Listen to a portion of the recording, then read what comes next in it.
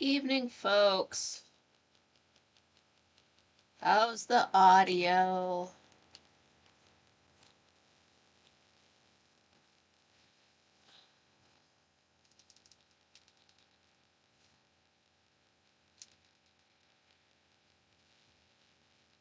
Uh, oh no, it won't show me my own show. Okay.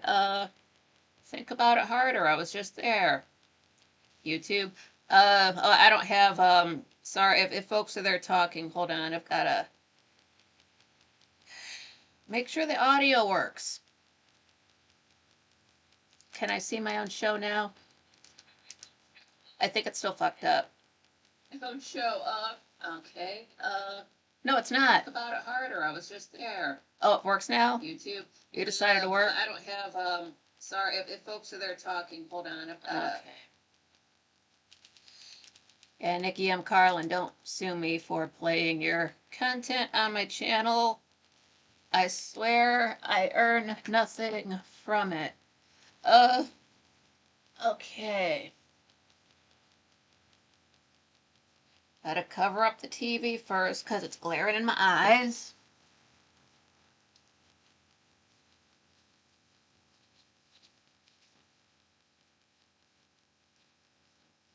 Okay.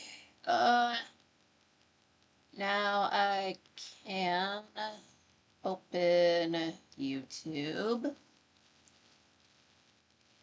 Just did this 15 minutes ago.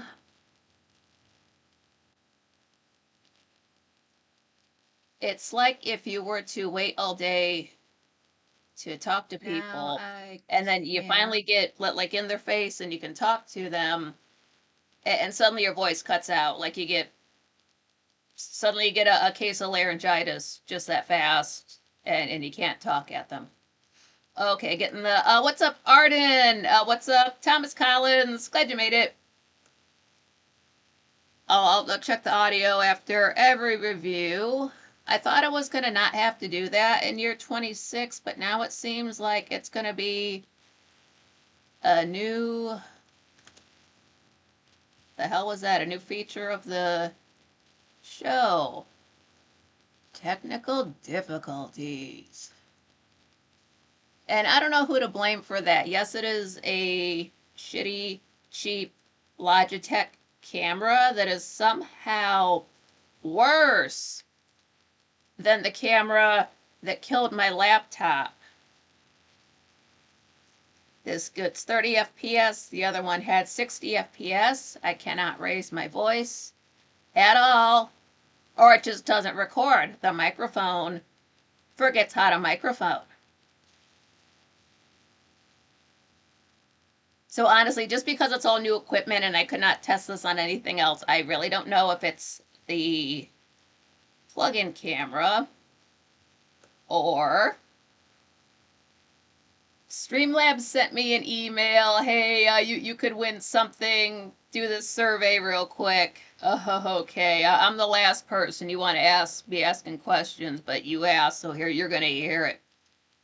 Oh, and what's up to Lisa Gray and John Rogers? Glad you made it. Lisa says, hey, Nikki, just got back home from the airfield annual pumpkin drop competition. Hell yeah! I bet that was so cool. Oh my god, it's gonna hit it, splat! Every time. Like you didn't just watch it happen 50 other times. It's cool every time. So they send me an email. Hey, asking just quite like how often do you stream from? What other platforms do you stream to? How do you use this? Platform questions like that. But one of them was what really pissed me off was there was a question about AI. Like, hey, we want to have this.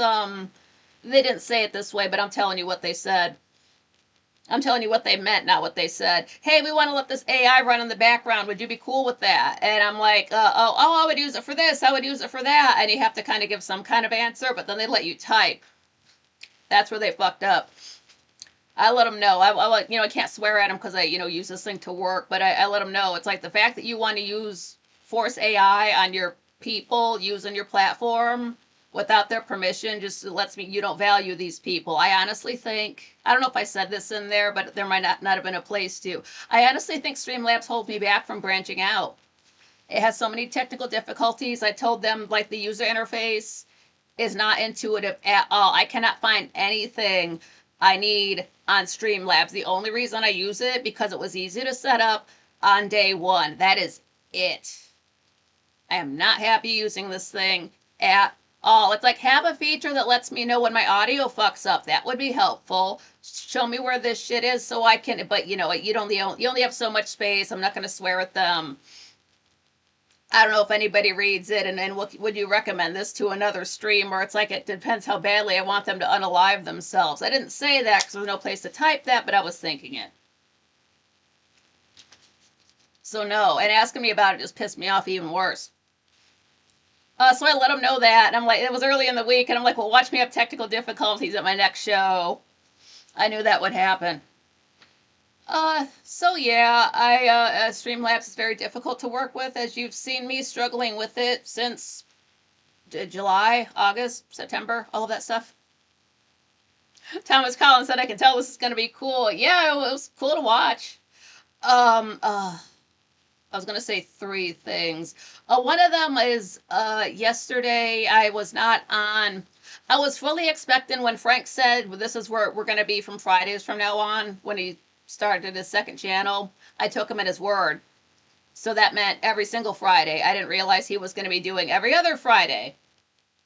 So what he's doing is, it's like one Friday he is doing the show with him and Anthony, and then the following Friday is him re-airing the prior week's Saturday show.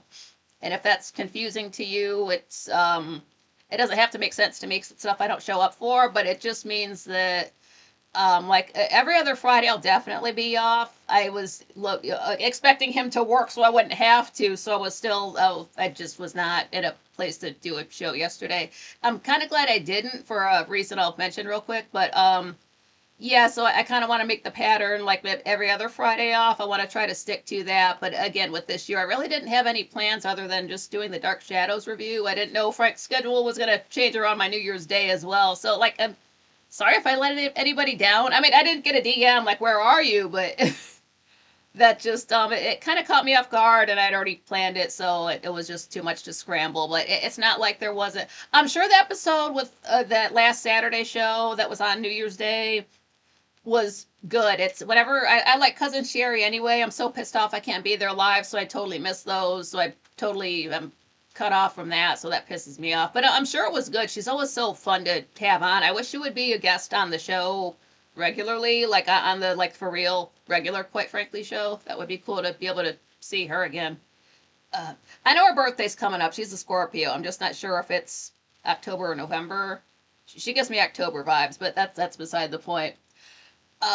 Yeah, I'm kind of glad I didn't go live yesterday because I got an email way late in the day talking about the rent was not completely paid. There's still a balance due on it, and like, you know, plus there's fees on top of it, and threats of eviction and all that kind of stuff. But the thing is, I give the cash to my roommate, and then my roommate pays the bill. So now this person is stealing money, not paying the rent, and he's also gotten violent and been kicking indoors. I've got video of that. I haven't brought it up before. It's I don't like to get personal, but if it's something that I think is going to affect me going live in any kind of way, that's why I mention it. So there's that. I'll see what I can do about that on Monday. I don't know. I don't have income. But yeah, so it was just not it was just not happening yesterday. So that's all that was. And I'm just playing it by ear. So watch. I put out tweets, and I also put posts on YouTube when I'm gonna be live. So just keep up with that if you don't see me around. I'm somewhere. And I'm keeping in touch with my brother regularly. So if something happens to me, you can take that video of my roommate getting violent right to the cops. John McHugh, glad you made it. Happy I'm on. Yeah, me too. I'm glad I'm on. I'm going to be checking the audio after every single episode. So we'll get into some dark shadows. It's weird to think I didn't talk about it last week. Like, whoa, I just did a not dark shadows show. What? But it was oh, what happened? It was the verdict finally came down, or the coroner's report came in on Bill Malloy, and they say it was an accidental death by drowning. And Burke heard that, did not believe it for 1 second. He knows Bill was killed. He's not going to let that accident stuff slide. And then Bill Malloy's housekeeper that he's had for many, many years, Mrs. Johnson, she doesn't believe it either. She knows the Collins family was involved because that was his whole life, and she's determined to get somebody for it. Like I think they both have the same person in mind, but that hasn't quite come up yet. But out of everybody in town, everybody else is like, oh, it was an accident. Oh, good. And these are the only two like, no, it wasn't. One to go, two. Glad you made it. And if the audio messes up, let me know. I'll stop and check it then. But as it is, I'm just going to stop after every episode. And then we got Matthew Morgan had gone into the Blue Whale just to tell Burke, you leave the Collins family alone or I'll kill you. And then they got into a fight about it. Cop came in and broke it up. But Matthew admitted to Liz, he's like, yeah, well, we fought, and I wanted to kill him. It's just like, no, that is not how we go about things. That's how Matthew is. He's got one setting, and it's to protect Liz, and that's what he does, for better or for worse. All right, so we are on episode 71. This aired October 3rd, 1966. We are on disc 9. And it is day 8. Yesterday was day 7. Mrs. Johnson, the same as the Collinwood cook, Arden. Yeah, it's it paid off when I was noticing that name and writing stuff down that the actors come on. I'm like, it's the same lady. I lost my shit. It's hard to be so excited. I was so excited to see her, and the first time we see the character, it looks like her husband just died, but I was so happy to see her. Yeah, it had been day 7. I went back to check, so it's day 8, brand new day.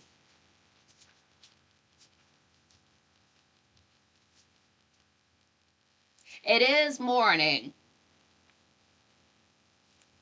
And we are in... Did I jump the gun a bit? I might have jumped the gun a little bit in my review.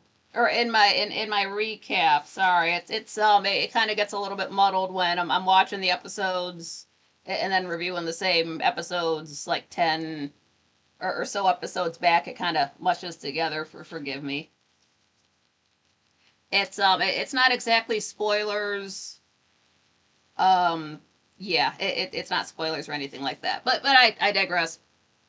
But yeah, morning in the living room. It's 7:30 a.m. The clock chimes.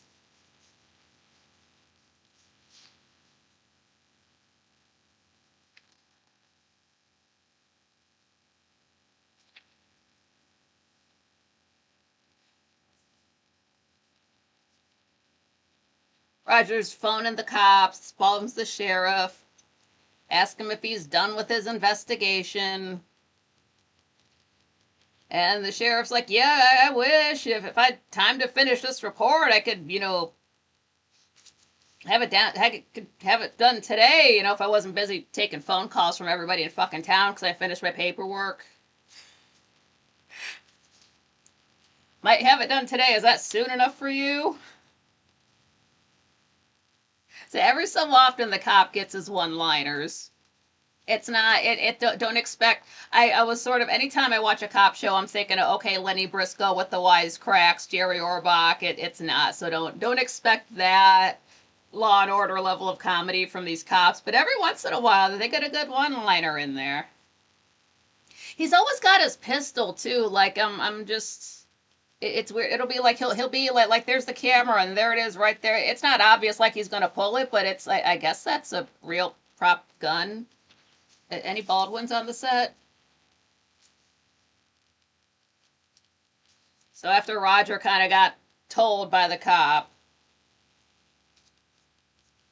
Victoria comes down and Roger's still doing his being really nice to her kind of thing. Remember when he was super out of character, being nice and like talking to David like he was a real person? He's kind of still on that side of himself, being super like too nice to people. But she doesn't know him, so it's not suspicious. But we see what he's like. And she's saying, "Oh, yeah, I'm getting along with David. He took me to meet his ghost friends last night."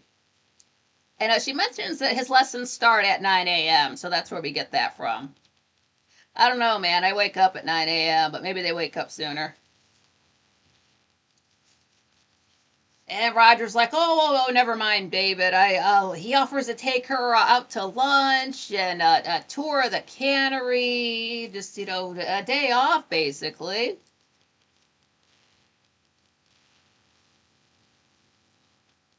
Over at the police department, Burke just wants answers. He's tired of waiting around. He just wants an official. He wants them to say it's murder so he can proceed with who he thinks killed Bill Malloy is what he wants. And I think the police know that, so the sheriff just tells him to stay out of it. He'll get a fair investigation like anybody else. And Burke doesn't like he believes the cops, but then he'll also mention how yeah, I'm sure you will find a honest result, living in the town that a certain family happens to employ half of. Yeah, fair. Lisa Gray said, I wake up at stupid o'clock in the morning. I wake up and everything's still on. Oh, shit. Turn everything off, put it away, wrist braces, all the. I think that's why I just pass out from exhaustion, because there's too much to do and set up and put away and just stuff and make sure everything. I just the thought of it, it's like, no, I'll just lay here passed out with everything on. My brain can't take it. Over at the Collinsport Inn, Roger is sure that Bill's death will be ruled an accident. He's having his little, lunch with Victoria. And right as he's saying that, that's when Burke pops his head in around the door, saying, don't count on it. Donuts! Ha ha! Dark Shadows donuts. So it's like Burke's over at the counter, and he's sort of like, you can tell he's listening to Roger and Victoria sitting at the table, and they're just kind of making small talk. And Roger's saying how the Collins family, they began in whaling, hundreds of years ago, and now they're mostly onto sardines. And Victoria has the thinnest toast you've ever seen. I'm sure it's real food, but you have to go out of your way to find bread cut that thin. I don't know. Was bread cut thinner back then? Is this TV bread? I don't know, but it barely. It looks like a. Take a regular loaf, slice of bread, and then slice it in half again. You can see both sides of it when you're holding it up. It's that.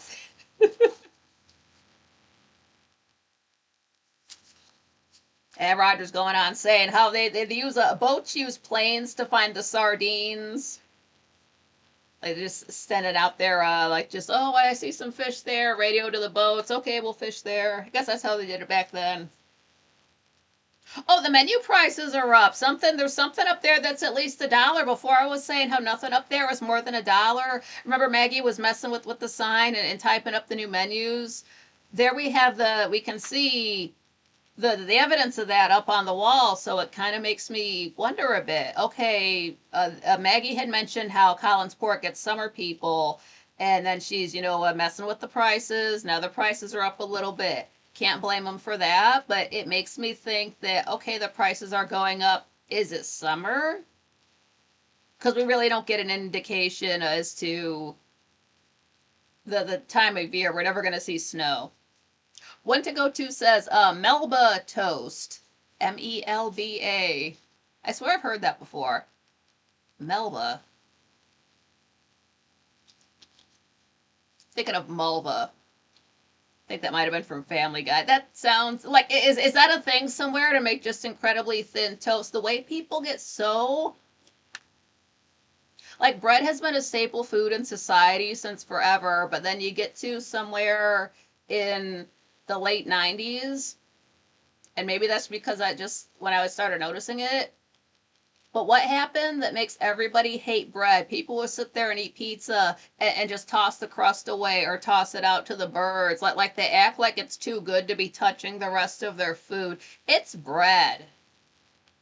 And I get the whole like not wanting to get filled up on bread. But again, in the 90s, who was really that small? I know I wasn't. Like, who did bread piss off? Who was their PR guy who went around that said, hey, fuck bread? And everybody's like, yeah, fuck bread. Fuck it. And it's everywhere, but everybody hates it. Don't know. Extra thin slices. Okay, yeah, I mean, if you're on a diet, like I ate 15 sandwiches. It's like, yeah, but your bread was as thin as rice paper, so you, come on.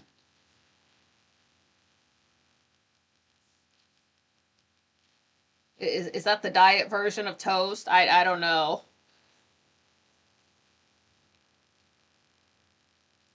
Yeah, so menu prices are up. Maybe it's summer. Nobody says that. I'm just speculating on the points I brought up. You do have to kind of be a detective when you watch the show. If you really want to know this stuff, wait a minute.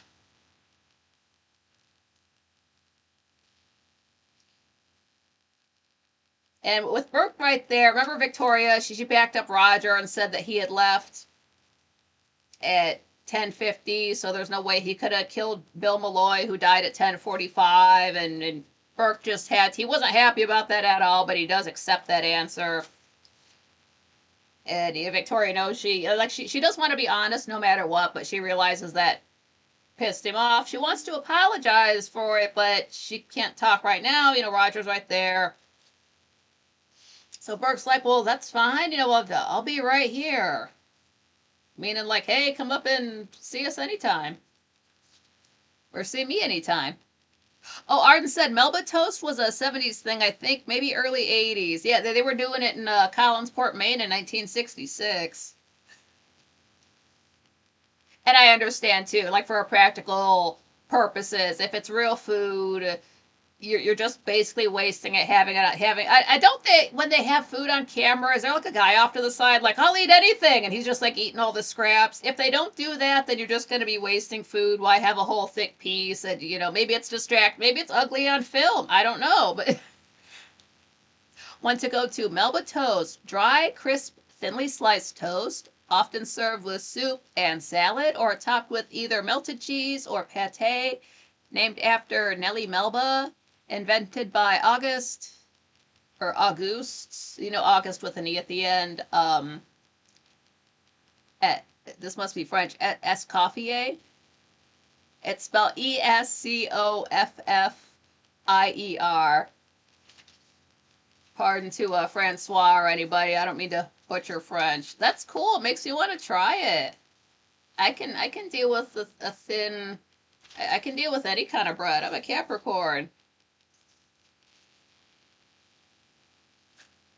It's so funny how you got these two guys that hate each other in the scene, and Victoria's there, and they're both trying to be nice to each other, and they're both trying to hate each other at the same time while not fighting in public. I'm not saying they're going to fist fight each other, but they don't want to like get raised voices in public. And okay, Victoria, well, I'll be right here. And then suddenly Roger, I've got to go. Come on, Vicky, let's get out. Lisa Gray said, I haven't had Melba toast in decades. It sounds like nobody has. Thomas Collins had a cup of Taster's Choice. Arden said you pronounced it perfectly. Oh, thank you, yeah. Oh, Francois, goodness. I'm thinking about him. Completely other country, completely different time zone. What's up, B-Chap? Since when are France and Australia next to each other? I don't know.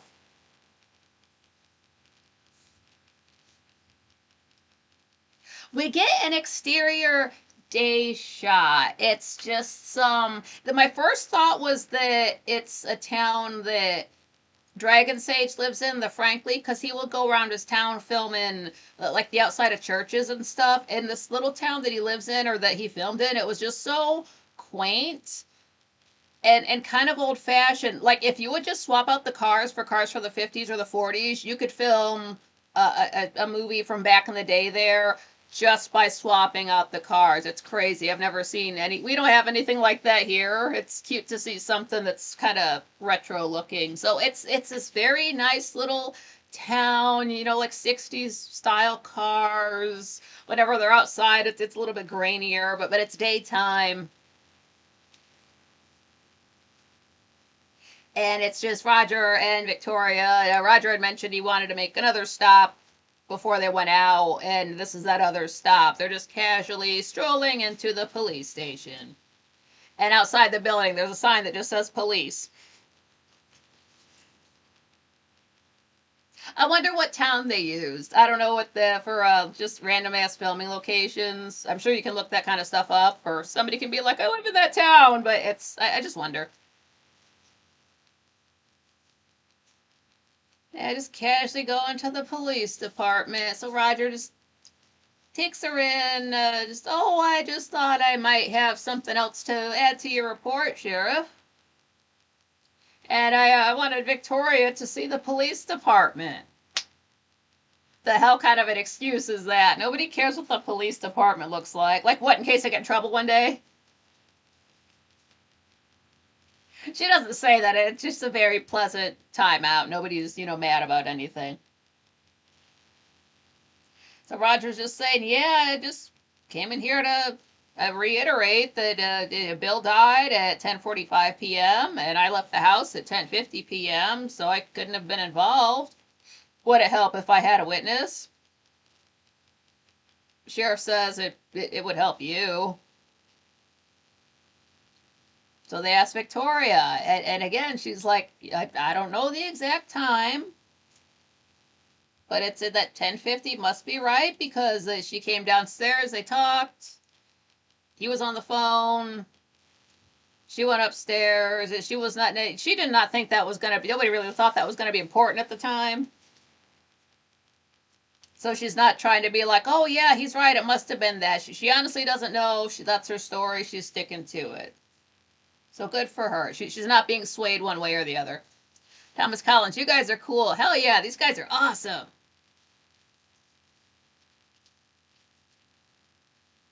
So then we get another exterior shot. It's them. I guess they went to lunch. Then they went to the police department. Now it's just the exterior of a cannery. Just what you would expect a factory to look like. And then um, it's sort of like it's like the exit of the building, and you're right at the parking lot. I was thinking there was a guardhouse for some reason, but no, there wasn't. So it's just you walk out the back there. There's the parking for it. It's nothing fancy. It's just like how you'd walk out of any factory, and there's the parking lot. But Victoria just takes off walking. She's just gonna go for a walk. But she heads over back to the Collinsport Inn.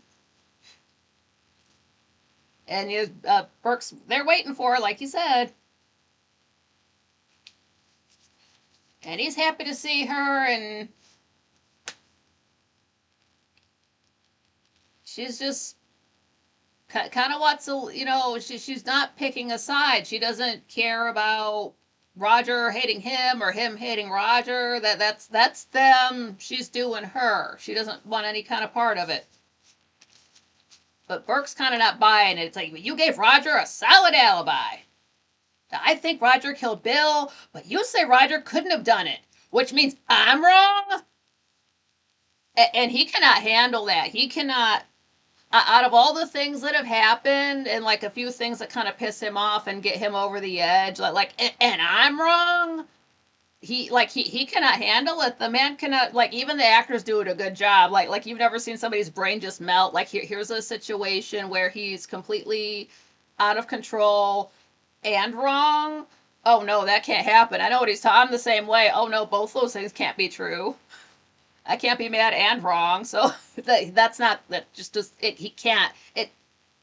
I can't even get the words out. But like, just when you know something in your core and your soul is just wrong, and it's just upsetting every part of you. It's like that in that moment.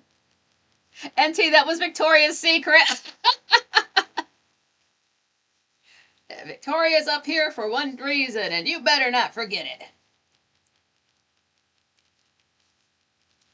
So as Burke's kind of having his little, it's only a few seconds out of the show, but and I'm wrong, and he's kind of freaking out. Victoria's like, I said I'm not sure. Calm down, dude. And then Burke kind of gets I don't know what the word for this is. Like when you're I'll just tell you what he says. Then Burke gets onto his whole, like, you got to get away from the Collins family and Collinswood and get out of this town. And he thinks he's going to lose herself, like her sense of who she is being so tied up with all, just near all of this drama that the Collins family just has going around. And she's just going to forget who she is. And Victoria's like, well, who do you think I am? And here goes Burke. He's like, "Well, you're a decent, honest girl, and very attractive." And to her credit, whereas Carolyn would have been all like, that would have gone straight to her head, and she would have just been all fluttering about. Victoria hears that, and it's just like a statement, like, "Well, I'm glad you like me."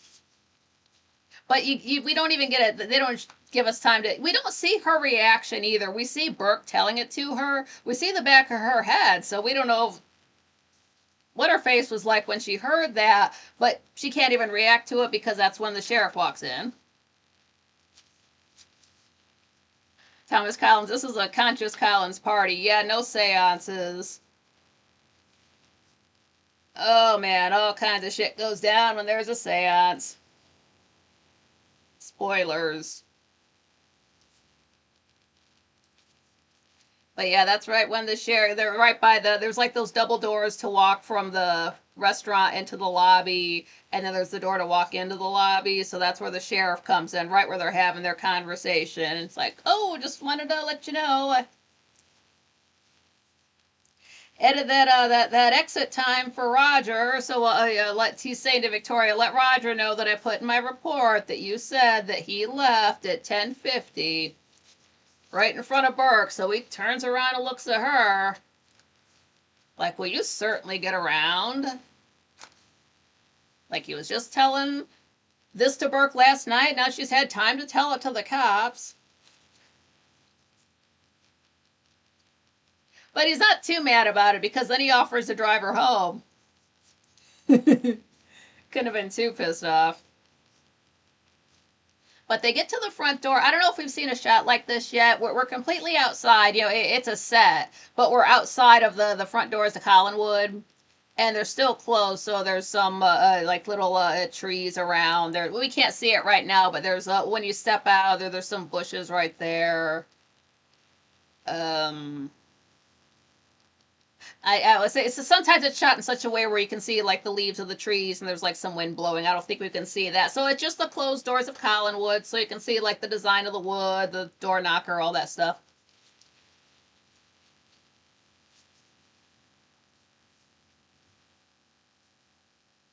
Friggin' Necromancer's Guild, Thomas Collins. Yeah, necromancy is wrong. We learned that from Buffy the Vampire Slayer. Watch the episode Once More with Feeling.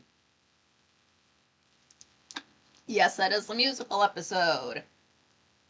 You watch that whole thing. I think it might come out the episode prior to that, but where Buffy just spoilers, she dies and gets brought back,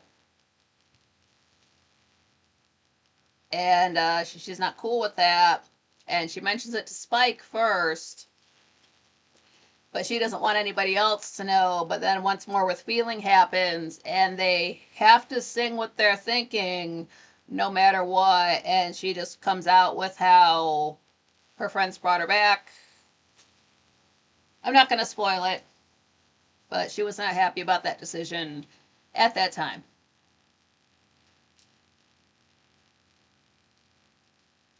Oh damn! Beach Chap, a guy in your high school class had a crystal ball that said his grandma was gonna pass away, and then a week later she did. Yikes! I don't know, man. Was she sick? That's at least he didn't like tell her. I hope you die, like how Rich Barris unintentionally did to that one teacher of his.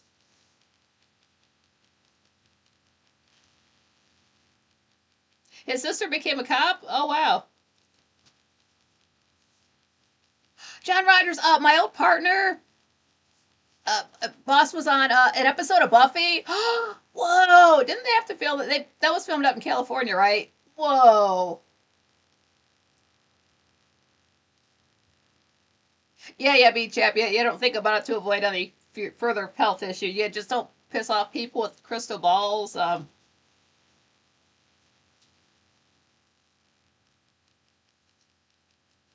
Thomas Collins. Yeah, Buffy is right. Yeah, it's one of my favorite episodes.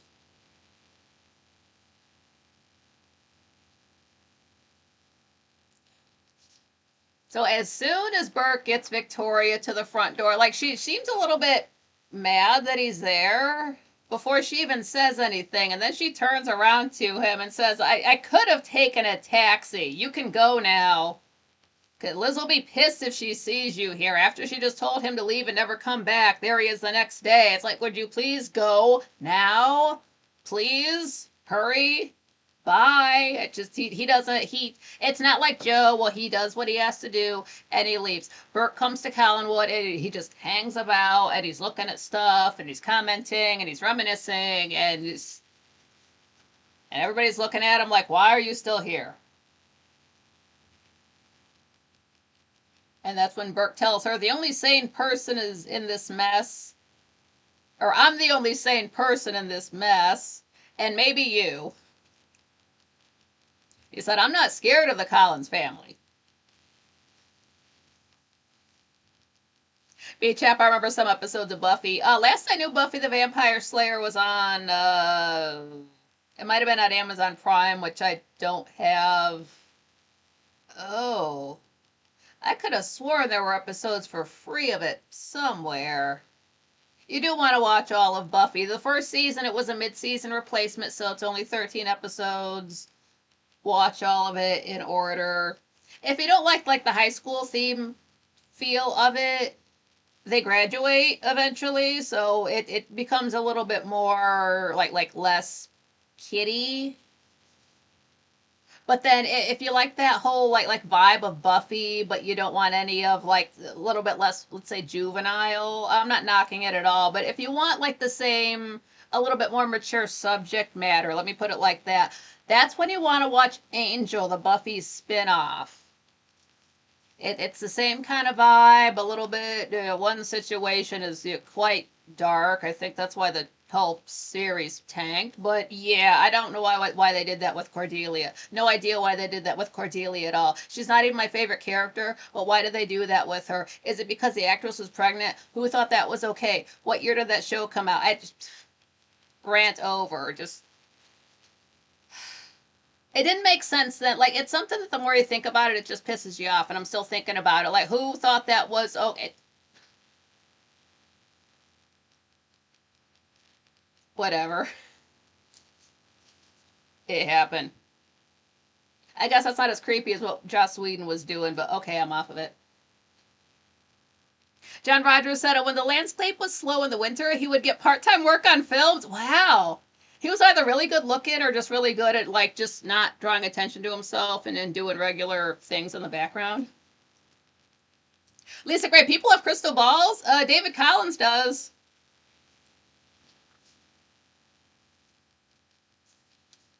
Thomas Collins, yeah, they read them like palms. It's just scrying. It says you can get a bowl of water, right, or any like surface of water to like stare into. It's called scrying when you just stare into it. You can zone out and see the future. Apparently, it might work for some people. That's not how I get messages. So we can see through the open front doors for the credits. It's like we're standing outside still. It's just as if like the front doors are open so we can see inside. We can see the foyer. You can see through the double doors into the living room. So it's a really good shot. It is, like I've explained before, the cameras are in such a way that you can be standing at the front door at Collinwood. If all the doors are open, you can see directly through that one window that they open up when they're stressed out. I found it. I've got that. I do have it in my phone. It's the layout. It's like it's a grid, like it's an Excel. Like somebody drew the blueprint of it. It's the outside. It's the foyer. It's the living room. And then like stairs going is if remember that kitchen door I told you about that's in the back of the shot, like the stairs for that. We can't see it, but the actors need stairs. And it's so blurry. It's got this whole other section off to the side that I can't see. I don't know if that's supposed to be. We haven't seen it yet on the show, but Roger does have his own study. It's so blurry. Is there like an app or something I can put that through to clear it up? Because it's just, even if you zoom in, it gets so blurry. It's, even if you have good eyes, you couldn't read it. So it's, I'll have to share. I don't know. I did find it though. Oh, hold on. Let me check my own show. Been kind of rambling through this episode a little bit. Maybe it was the fact I couldn't start on time. Do I go over an extra 6 minutes since I started 6 minutes late? I'll have to share. I don't know. Okay, good. The audio works. There's no reason for it to not work. There's no reason to have shitty audio in 2025. Oh, it's so bright. Cover this up. It's warm out today. It's like 23 Celsius, so that's 75 Fahrenheit.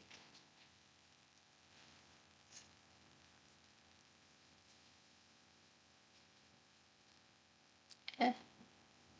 I don't know about warm, but it's 75 outside means it could be 80 inside, and the me and the equipment don't like that.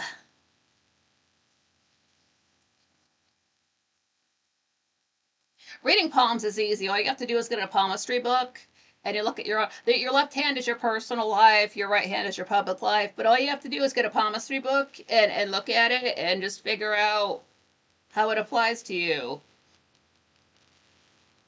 I read that stuff like around 2000. I don't remember all of it. That's how I figured out why. I always wondered why, like my index fingers, like just the last bit there, it's like the top two kind of like bend in towards these other fingers, but both of my hands are like that. Just the index fingers do that, and it's not like I never broke my fingers or anything like that as a kid, and I didn't know what that was. Oh, and I asked about it, got some bullshit answer from one of my parents, but they were NPCs who didn't know anything. But then I get a book about palmistry, and it just means I think that means I'm a collector. I forget what that is. Honestly, the only thing is when I'm doing my nails, I've got to take my finger and hold it straight to make sure my fingernails straight. Cause you can't have crooked fingernails, so it's that. That's the only reason I found that out. It seems like a long episode. That's just because I spoke a long time, but it really wasn't. So we are on to episode 72. This was October 4th, 1966.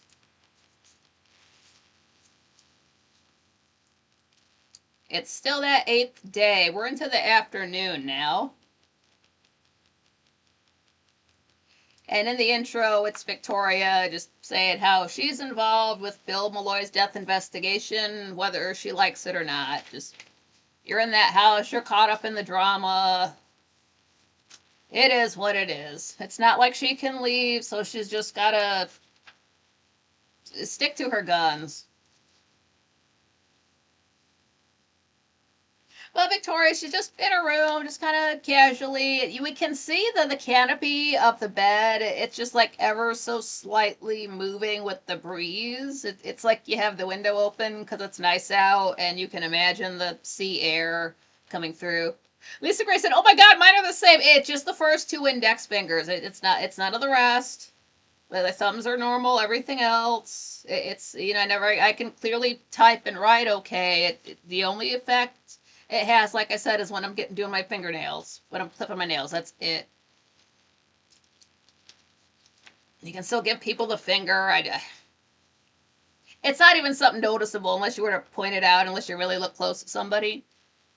And I have heard it said, if you want to, sometimes people get confused about whether or not somebody's really a man or a woman. Look at the hands. Men have, this is the fastest way to tell. A woman's hand, the index finger is longer than the ring finger. On a man's hand, the ring finger is longer than the index finger. So you gotta know. Just look for those two fingers. Because you never hear about anybody, you hear about top and bottom surgery, you never hear about finger surgery.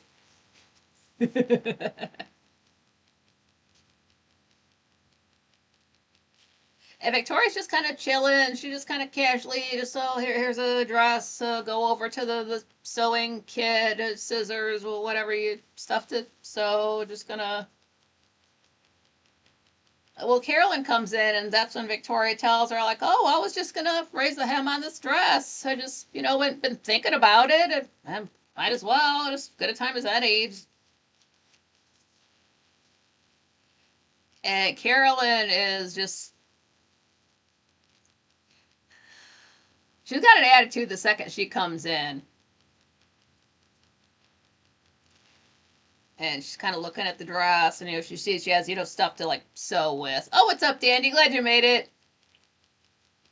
Carolyn's all, "What you don't? I see you don't need any help.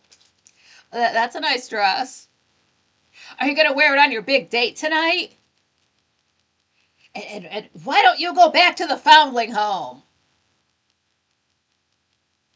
Victoria's like, "What? Like, me too." I'm like, "Where is this coming from?" But Carolyn goes off. She's like, "I saw Burke drop you off 10 minutes ago."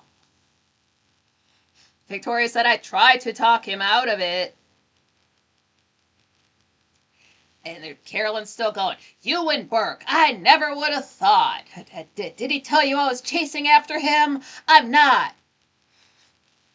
You can have him." And Victoria's just kind of like, we've never seen Carolyn go off quite like this before, but Victoria's just like, "You are talking absolute nonsense. Burke means nothing to me. Why are you really mad? Is it because I brought him to the house? Or because he drove me home?" There's Carolyn. "I don't know what you're talking about." Sure you don't. Dandy says my index finger is longer on both hands. LOL. I will have to see. When I was reading like the palmistry books, it was like 2000 or maybe a little bit before that. So I'm just going off of information that I haven't had in a long. I got really deep into it. That's when I was already into astrology. I don't know anything about tarot. I know enough about tarot to know to not mess with it, because you have to know what like all of the cards mean in different places. So it's one thing for just anybody to set down cards in a pattern. It's another thing if you know what those patterns mean. I don't know what those patterns mean. You don't like stir up trouble by just casting cards, but it's not gonna mean as much to me.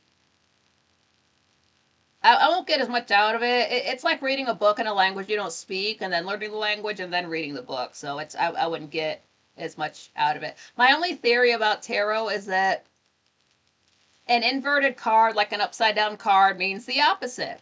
And there's a card called the Hanged Man. Now, normally when you see him on the card, he is upside down. So I'm like, okay, now we got some weird back and forth going on. But my thing is, if you get the Hanged Man and he's upside down, does that mean the dude is hung? Or it could mean he's got a little guy down there. Ugh. I don't know if tarot can tell you that. I'm just, again, what do I know about it?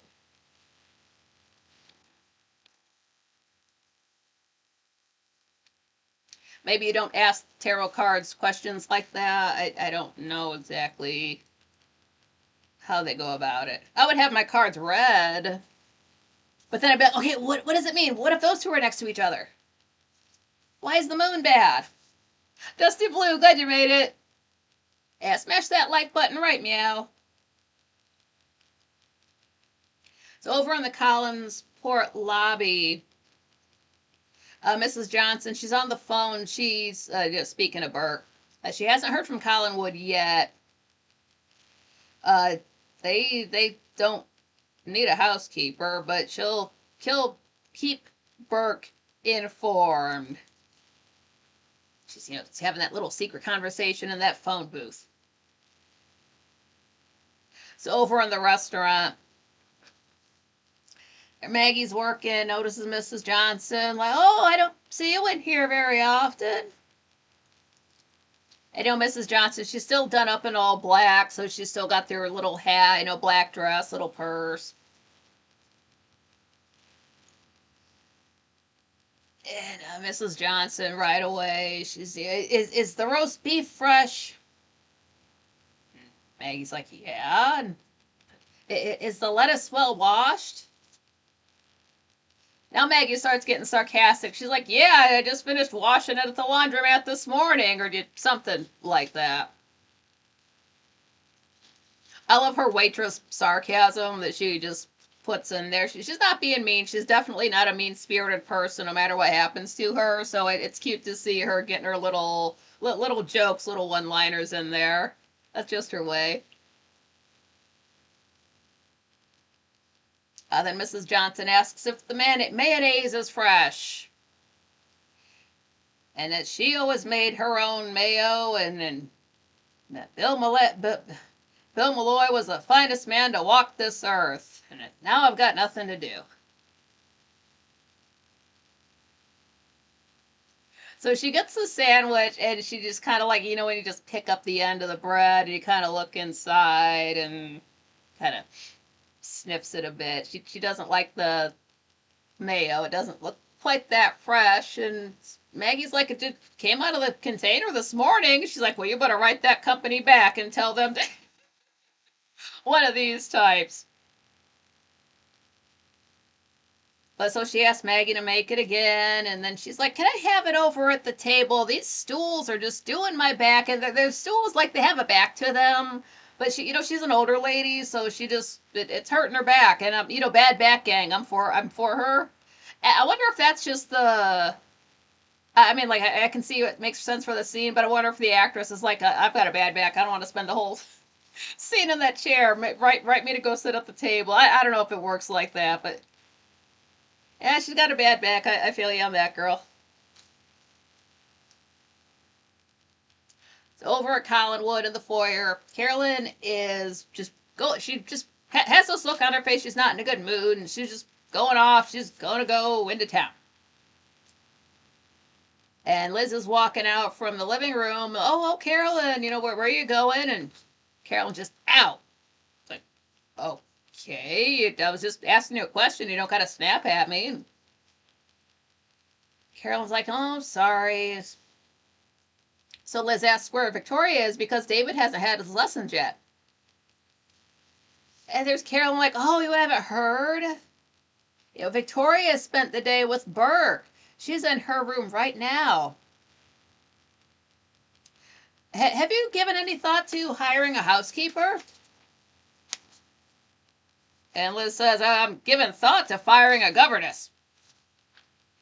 Ooh, she is mad. Check out her, like, she's not gonna yell, but when Liz gets firm, that's when she is pissed off. Like, ooh. Watch her do that line. Damn, I would not want to be in that woman's way.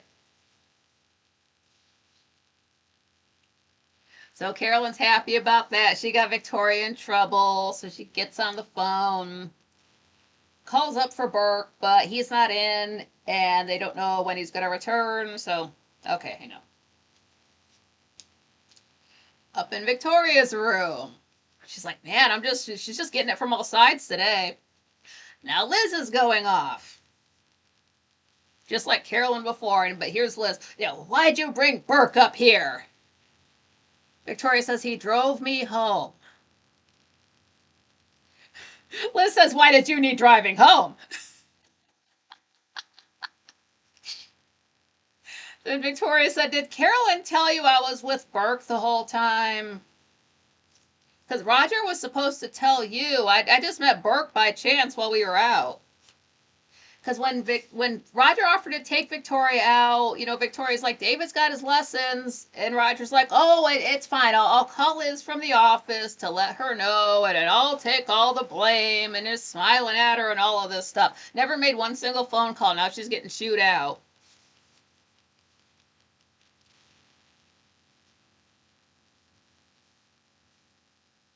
So Liz, after she gets done yelling and Victoria tells her the facts, she cools down a little bit, but she's still mad about the whole situation. So as she's walking out, she has to turn around and let her know that, well, if you see him again, don't bring him back here. And again, we got that breeze blowing the canopy. We got this nice peaceful breeze blowing up here and all this yelling going on down on the floor.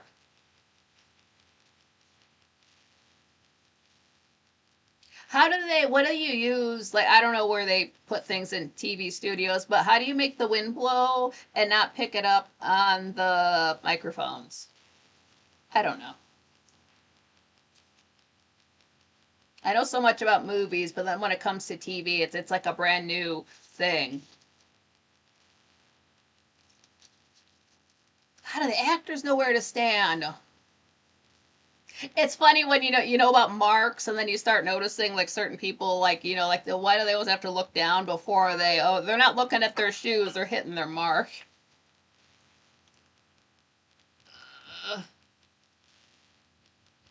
Oh my God, thank you. It didn't make the noise, but thank you, Lisa Gray. Hold on. Us, Happy New Year. We thank you. Wow, that helps out a lot. Thank you so much. It didn't make the sound. What if it makes the cha-ching and I laugh and nobody can hear it because my camera can't pick me up? But thank you so much. Wow. Oh.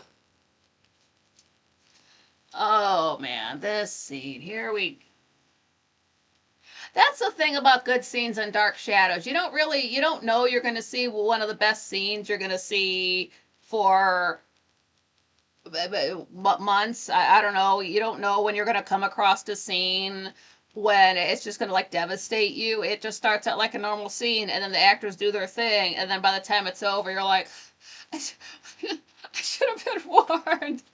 Oh God, why is this show this good? Want to go to ADR, or Automated Dialogue Replacement, is a post-production process in filmmaking where the dialogue is re-recorded by actors in a controlled studio environment to replace audio that was recorded on set. It's great to find places where they do that poorly. There's Jamie Lannister, the Queen's brother.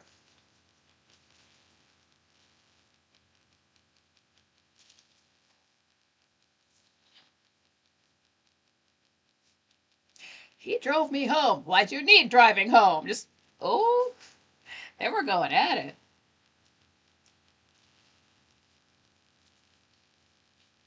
So over at the Collins Port Inn at the restaurant, it's Mrs. Johnson must have just finished up her sandwich. And Maggie, comes over, asks if she wants anything else, and Mrs. Johnson's like, oh no, but sit down with me for a minute. Like, puts her hand out. She doesn't grab her, just like when you just touch somebody's arm, like, oh, like sit down with me for a minute.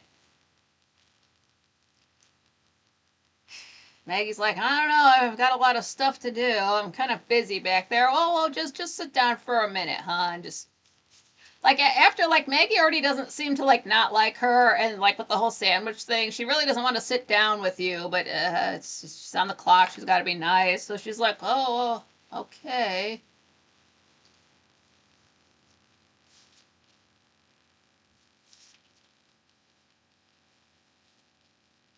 And this is one scene where you really do watch it for yourself. I'm not going to try to act the way the actors do. I can't do it justice, but it's just really good.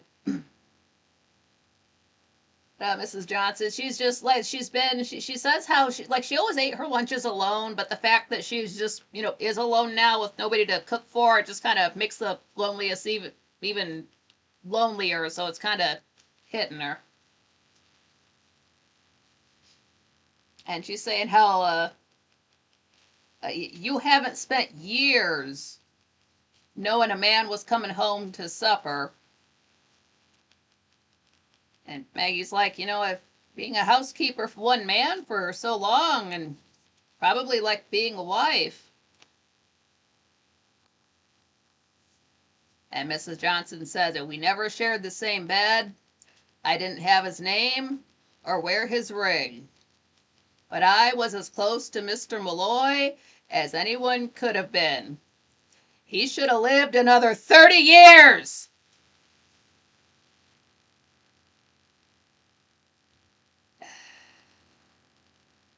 Watch her do that part. And then Maggie's like, well, accidents happen.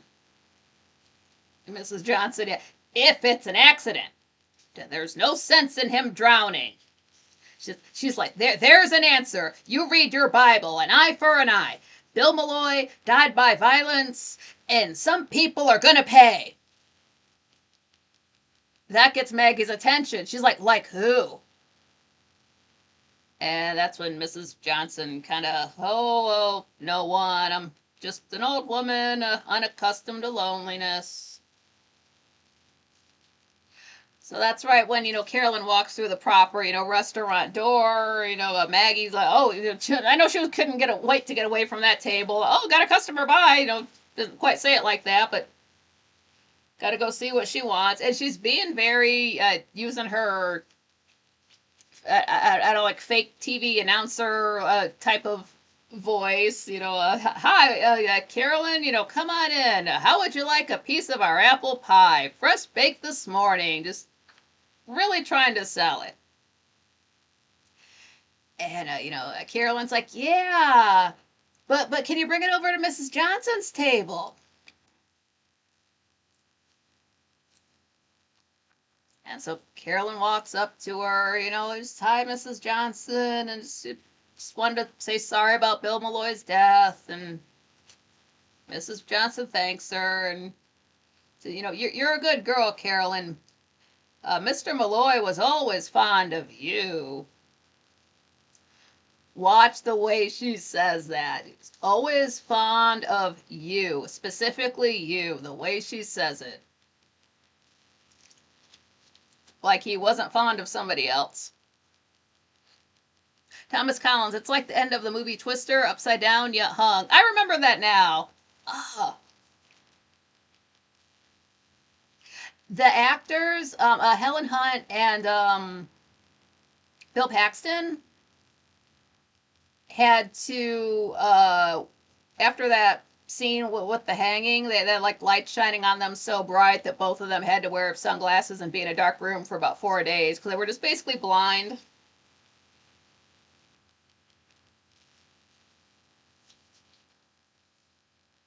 So Carolyn mentions that she was fond of Mr. Malloy and she wants to help Mrs. Johnson.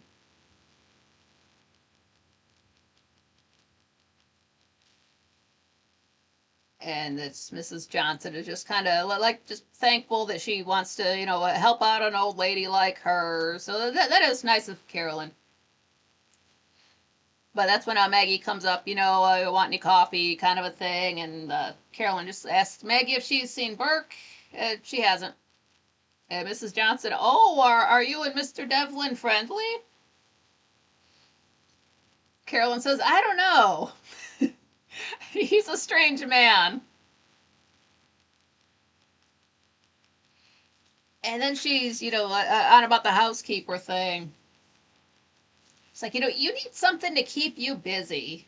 Just really trying to sell her on the idea. It's the same kind of work you've always been used to, but you'd be around people. And there's only the 5 of them up at Collinwood. It's Liz and Carolyn, Roger, David, and now they've got Victoria there. I mean, they've got Matthew to do like the, heavy work, but he lives in the cottage. So it's just 5 people living in that house.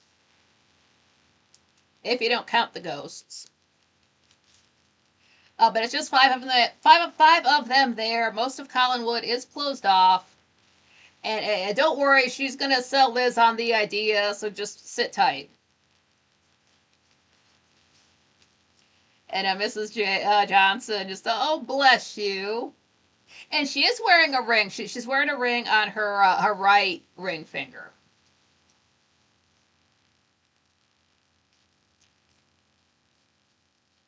And then she goes to pay for her bill, and I guess the roast beef was fine. Tips Maggie 10 cents. That's $1 nowadays. We've already looked that up, so the look on Maggie's face too, just thanks. But after she leaves, that's when Maggie tells Carolyn, I never liked that woman. I always thought she was creepy. You know how that is when there's just like that one old person like around the neighborhood, and you just you almost want to walk around to the other side of the street when you go past their house. It just there's bad vibes. But in Collinwood, in the living room, Liz is on the phone to Roger. She's pissed off. That you should have told me you gave David a day off. I just embarrassed myself going off on Victoria. And she can't even finish the sentence because that's Victoria just like she kind of overheard the conversation. She was just walking into the door. She wasn't eavesdropping, just entering the room.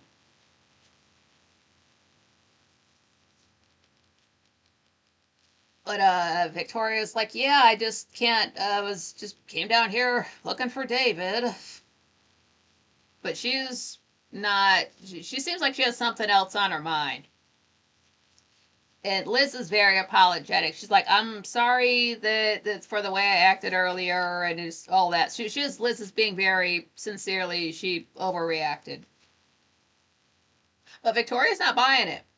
She's like, no, I'm sorry you had to call Roger to check up on me. Now she goes off. And she's talking about ever since I came here, I've been badgered and bullied, and that phone call was the last straw. So I don't lie, I don't snoop, I don't pry. And as she says this last line, she goes from talking to Liz to turning to step into the foyer a little bit to say this last line. And she says, and I don't steal people's boyfriends. Who is she saying this to? Because Carolyn just went out earlier. She just told Liz, she was out with Burke, and then that's when Liz went up and yelled at her. So Carolyn's not even in the house. Roger and David wouldn't care. So who the hell is she even shouting at in the foyer? Like go back and watch it. I'm like, who was there? Somebody else on the scene I didn't notice? No, there's nobody else there. Who was she shouting at? I really think it's this because Victoria is she's not an out of control girl. She's very much in control of herself. Knows herself as well as she can for not knowing who her parents are. But she knows herself. She's not out of control. So why is she suddenly shouting into another room? I think what it is, she's so pissed off. It's like, no, I just want to hear my voice louder. Like she's mad. She wants to go. Maybe she thinks it's the last time she's going to be here. She's about to like cuss her boss out and get fired. So maybe she just wants to hear the way her voice echoes off of the stone one last time. It makes no sense. But she's going off. We've never seen her pissed off, and she should be putting her foot down. It's been a week of this. And she said, I should have left my first night, but I'm staying. Fire me or start trusting me. And she really does she does not back down. She's right in Liz's face. And Liz just kind of heads over to the fireplace. And Victoria walks over. She's like, I'm sorry I yelled. And Liz apologizes as well. And they don't hate each other. They're just frustrated. And like, I'm sorry too. And Liz is like, maybe Collinwood needs more of the outside world in it for you and Carolyn. And actually, Carolyn's been talking to me about hiring a housekeeper. And Victoria thinks that's a great idea.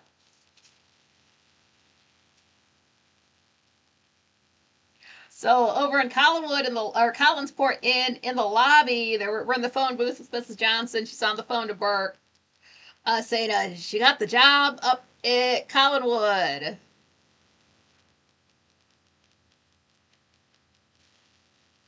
I'm sure Liz must have just phoned. I'm just wondering how she would have found out so soon. But like, yeah, so she got the job. Cool. She does not have to worry about money. So that's awesome. I'm happy for her. Victoria's bedroom for the credits. Yeah, Mrs. Johnson's going through it. That scene, I wish I had something to tap on because of the way that actress does it. Oh my god, that was such that scene there in the diner. I completely forgot about that watching this through, and then I'm watching it taking notes. Like, she's so good. How's the audio? Is it good? Should I check it? I better check it. Nobody wants to hear these twice. And then if it's fine, I'll let it go for the rest of the thing. Oh, it's a break. I'm so close to it. I don't normally. You're really not supposed to sit like 2 feet away from a television. I don't care what size it is. That can't be good. How's the audio? Is it good? Should I check it? Yeah, it's good. Fantastic. You would think with modern technology we can like pick up on all kinds of stuff and not have any technical issues, but eh,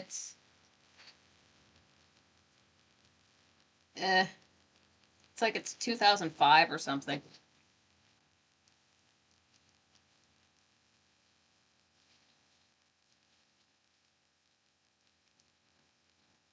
There's no reason why this thing can't tell me when the audio drops out. Like it'll tell you dropped frames. Can you tell me you dropped words?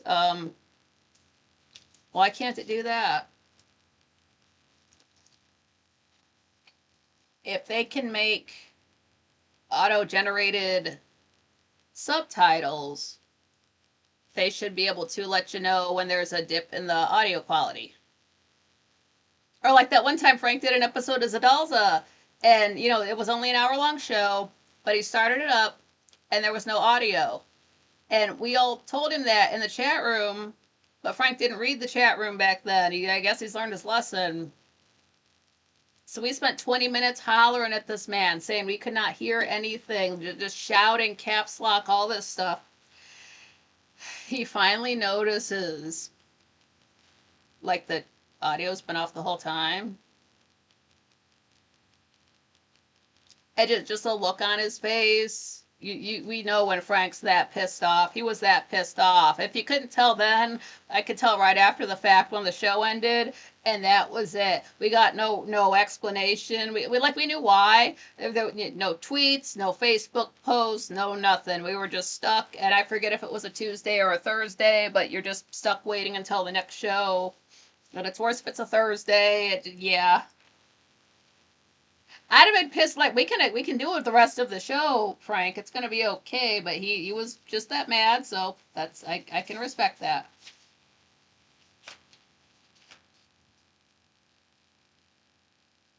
It was fun to look at, I guess. Lisa said the vertical and horizontal are fine too. Yeah, as long as I don't look like a TikTok, that's fine. It will let you multi-stream, but I'm not interested in that. I know what I was gonna say. I forgot to say this earlier. Oh, it's not about Dark Shadows. Okay, Twitch.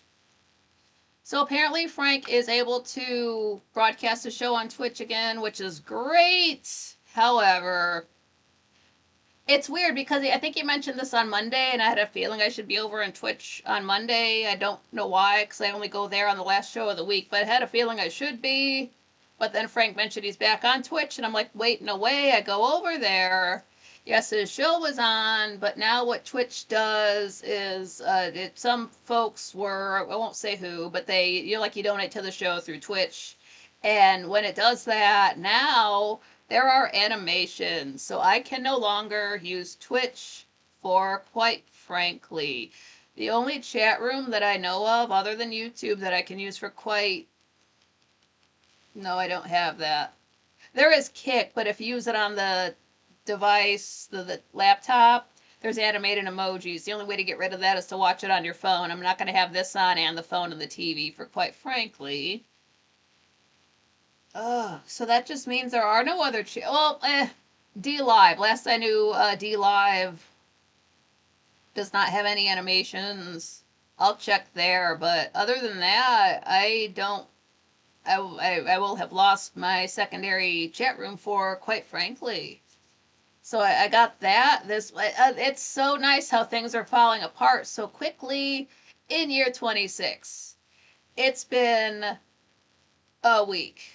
What's up, Patrick? Glad you made it. So what's hey Nikki and everyone. Hope you're all well. Yeah, doing good. As long as I'm in front of you guys, it's good.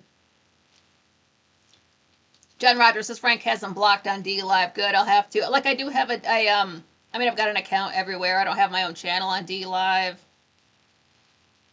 I did notice that Streamlabs, you can also, I noticed this before, but now it matters, that you can also simulcast to Kick, but the chat room thing, I can't broadcast on a channel that I can't use the chat room in. That's why you'll never see me on Pilled, because I can't look at my own chat room there because of all the animations, so yeah. So yeah, it's great if you like to watch on Twitch. It means nothing if you have bad eyesight. That's a thing.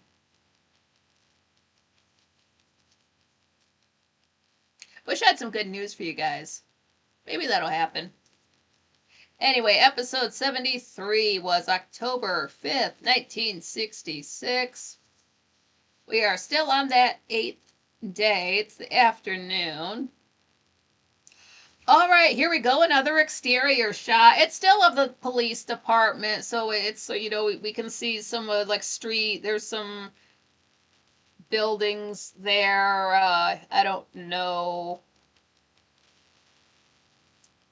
I don't know if we see those other buildings. I just, in my head, I want to say it's the Collinsport Inn, but what's the inn doing right across the street from the police department? So that can't be it. Yeah, Dusty Blue, yeah, there's a button to turn off the GIFs, but there's not a button to turn off people's animated avatars. Even if you block them, you can still see them. That's a problem. But I emailed the owner of Pill, so he knows about that. I think I'm the only person to ever mention it. But but Frank knows, the owner of the website knows, and that's all I can do. If they change it for the better, it will be after I'm dead, so I won't be able to see it. So if they do, just enjoy it for me. I got too much other shit going on.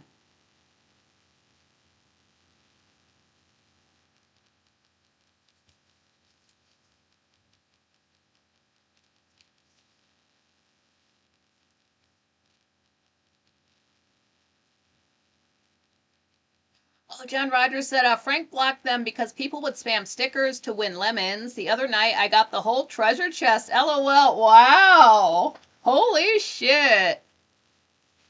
I don't know what that means, but I know it's awesome. I like when people get those like cookies and like give out pills to people on pill. That must be something you have to buy into, because I was there before. I didn't get any pills. Not one line, not one straw, nothing.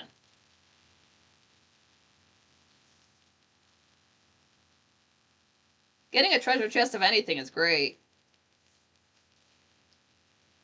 But yeah, there's Sam Evans. He's just casually strolling into the police department. Walks in, just, oh, hey, yeah, I was just passing by. I thought I'd stop in. The sheriff's like, really? Because, looks at his watch. I've been sitting here since 9 a.m. waiting for you to just pass by.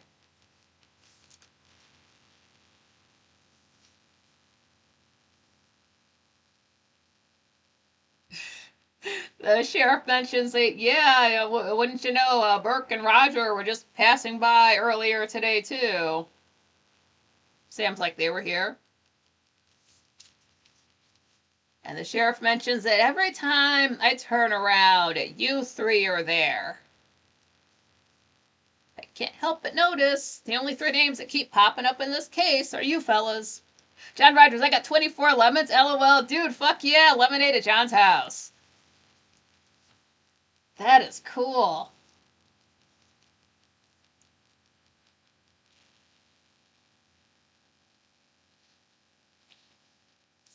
Oh, did I make a...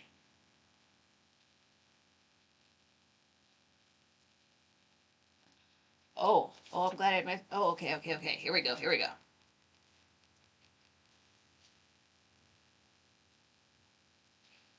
So we're in Collinwood in the living room. David comes in. He must have been out for a walk. But David comes inside. And Liz is there. And she tells him that, Victoria's still working there. And David really thought she would have been fired or quit.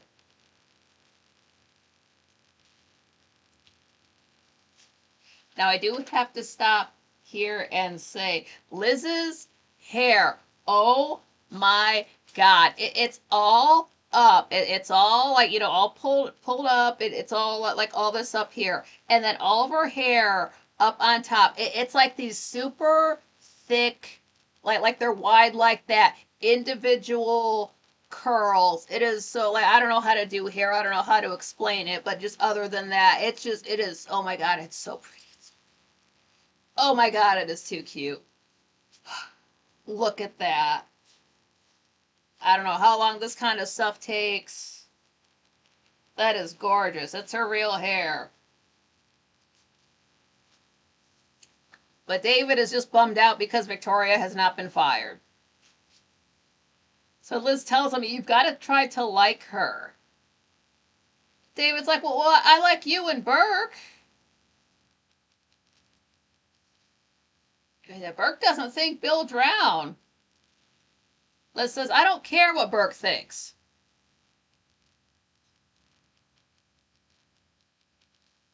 Then David just kind of, he gets an idea and he just runs with it. Then he's on about, well, you think Burke killed Bill, but he didn't. He's my friend. And he runs off. Nobody said that. Where's that coming from? It's over at the police department. They're just, Sam, when he gets nervous, it's really obvious. He's not hiding it well. He's not a good liar. Oh, well, what do you think the coroner's report will say? Sheriff's like, well, he'll want to know if you three were acting suspicious. Sam's like, oh, I'm not suspicious. I just had the same questions anybody else would ask. Okay, I've got to go now. Bye. I'm not being suspicious. I'm just going to leave very quickly. So he leaves. So back in the foyer, David, he phones Burke. Well, he tries to, is Mr. Devlin there? He's not in. But that's when Liz walks up. She's like, I told you to go upstairs. And David's like, I couldn't. I just had to tell Burke that you and the sheriff think he killed Bill. Liz said, I never said that. David says, but you think it.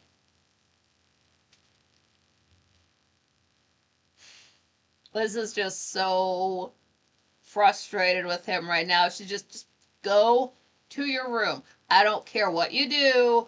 Just do it up there.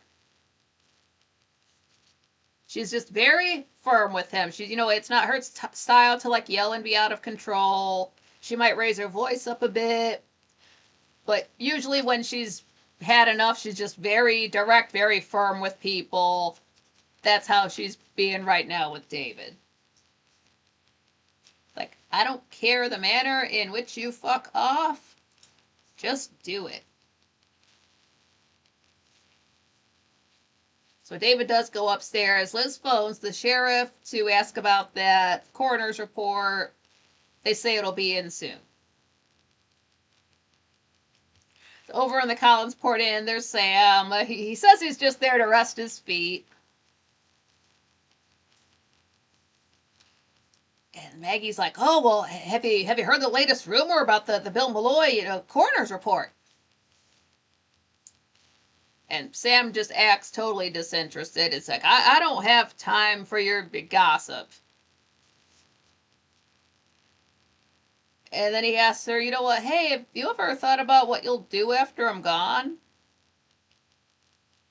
You can tell by the look on Maggie's face that she hasn't. She's like, "No, not really." And Sam's saying how there's no future in serving coffee in some little restaurant for some bright, attractive young girl like you. Maggie's just, "Oh, Pop, you're just bummed out over that rumor." Yeah, well, what rumor is that? It's like, well, everybody's saying it's homicide. That is not going to calm him down. So over in the Collinwood foyer, Roger phones. Liz tells him that the report has come in, but there's no word yet. So this is when David, she's just coming downstairs. He's got his coat on. And Liz is like, "Hey, whoa, whoa, whoa, what's up?" And he just said he wants to go out. Wants to go out and play. Liz is like, "Nope, upstairs."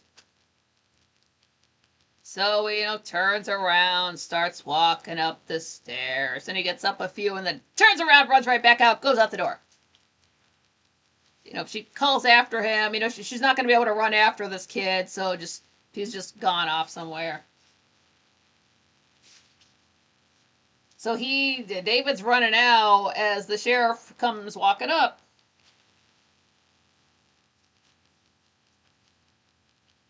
So they go into the living room, and the sheriff is saying that he knows that Liz and Bill were close, and this isn't really, the protocol to do this thing, but that report came in, so he came here first. And yes, Bill's death was ruled accidental by drowning. It really does feel like a giant weight has been lifted off.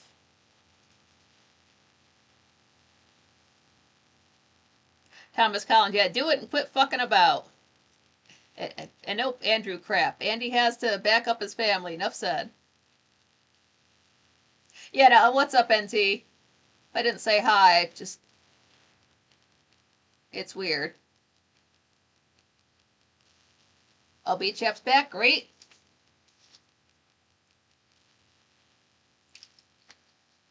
Oh.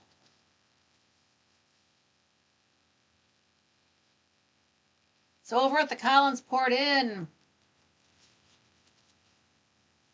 Well, Maggie and Sam are at the counter. We see the door. We can see the door to the Collinsport Inn lobby through the double door that lets us into the restaurant. So we can see all of that. But the door opens up and walks David, and Maggie's like, "Oh, that's David Collins." And so Maggie, "Hey, what are you doing here?" Not like like you shouldn't be here. Like hi in a friendly kind of way. 9-year-olds can just go wherever the hell they want back in the '60s.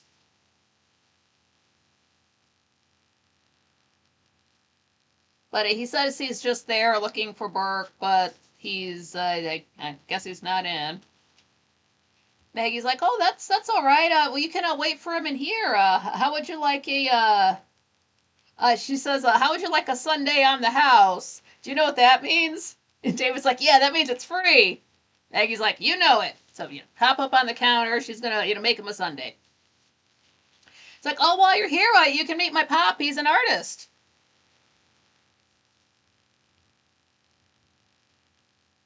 And David, he's legitimately like he's smiling. He's happy to meet a real artist. So it makes me think that like this kid maybe really does have some artistic talent. Maybe he's like inclined to art.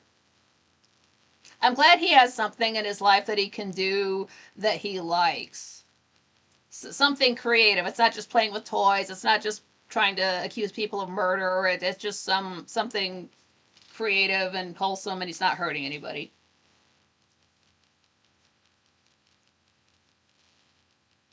And as happy as David is to meet a real artist, he's kind of like, I don't really have time to have some ice cream. But he's for as unruly as David is around the house. This kid really does have manners. He's polite, hello, Mr. Evans, shakes his hand.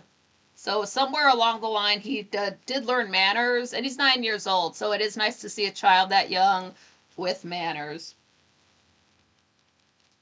He's very polite. But Maggie already made that sundae, so she's like, "Hey, Pop, why don't you go off your diet and have that sundae?" Or I will. And I really shouldn't. And she's got the spoon, and she's kind of messing around with the cherry on top. Just watch the way she's staring down at the sundae, man. Like she's got to lose that one last pound and can't touch anything. Oh, that's cool, Patrick. Yeah, 1:38 a.m. here. 1:38 a.m. here. Gonna watch the full show after. Yeah, same.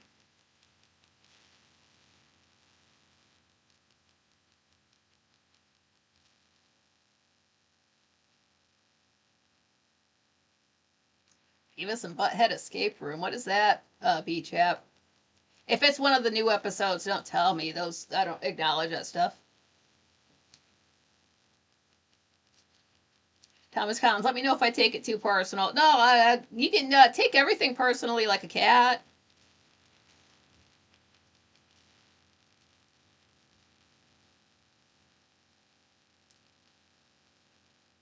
But Sam's saying that if the coroner doesn't rule homicide, Burke will go on a rampage and destroy everyone in the Collins family, including David.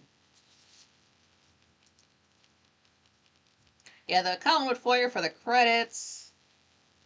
Yeah.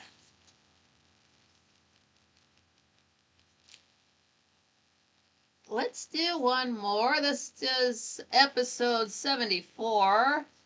Aired October 6, 1966. We're still on that 8th day. It is the afternoon. And like I say, the first time I watched these, I was blowing through. Like, I think I blew through 3 discs in one day, so I was going really fast. Didn't realize at the time.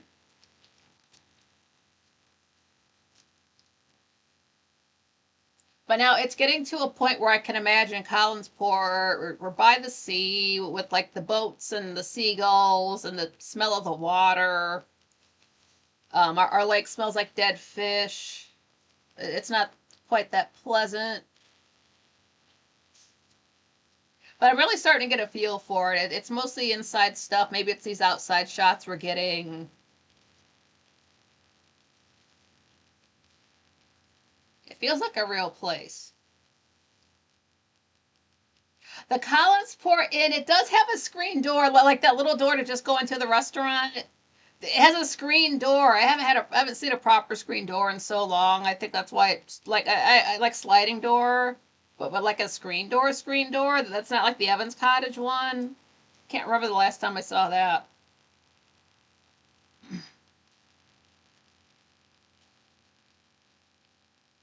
But Bert goes up to his room, unlocks the door, walks in. David walks out from his kitchen.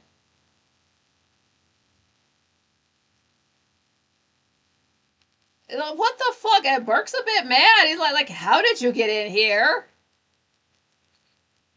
And David, he snuck in while the maid was cleaning.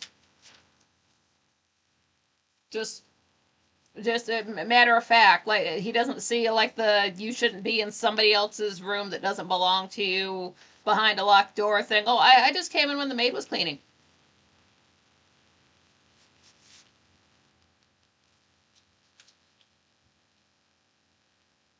And when Burke calls him on it, David says, Nothing's against the law unless you get caught. The way he says it too, just like the child's logic. He hasn't seen it, like the Married with Children hasn't come out yet, so he wouldn't know that's something that Al Bundy's gonna say, but it's not illegal if you don't get caught.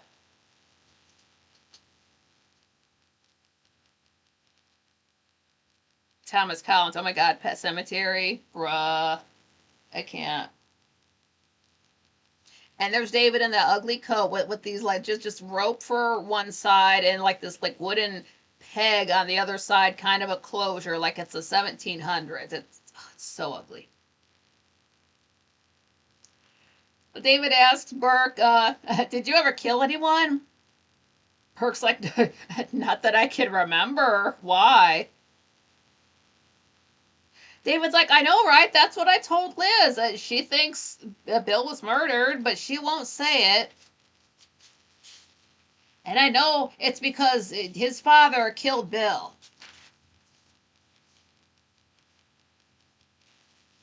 So in the foyer, Roger, he does have a hat. I don't know the style of hat. It's not a top hat. It looks good on him, but often if he does have to go out, he will be wearing a hat.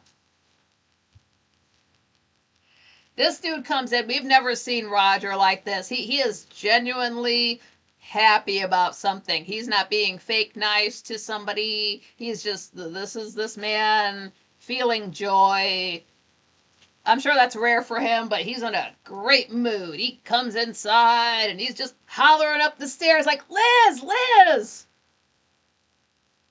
I forget if he calls her Liz. Nobody really calls her Liz. It's Mrs. Stoddard, Elizabeth, but every so often a Roger might call her Liz, but he's really the only one. Yeah, I guess what it was, Liz, just phoned him when he was at the office to tell him that Bill's death was ruled an accident by drowning. What? This is something you have to watch.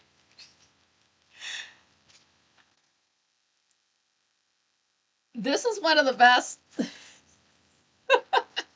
When they get a chance to be funny, and it's supposed like sometimes the actors will say stuff and maybe it wasn't funny then, but we watch it in current year and it's hilarious. This is something that was just meant to be funny at the time. It's just so sarcastic. I love this bit. Fucking Roger, man.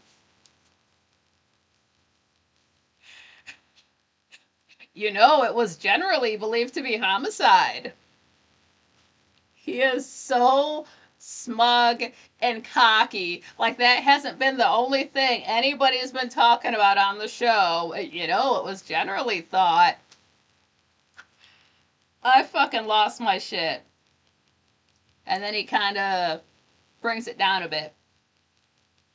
Like, "Admit it, Liz, you thought I was involved." And she ducks the question very well. She says, "Well, there's no point in talking about it now. It's over."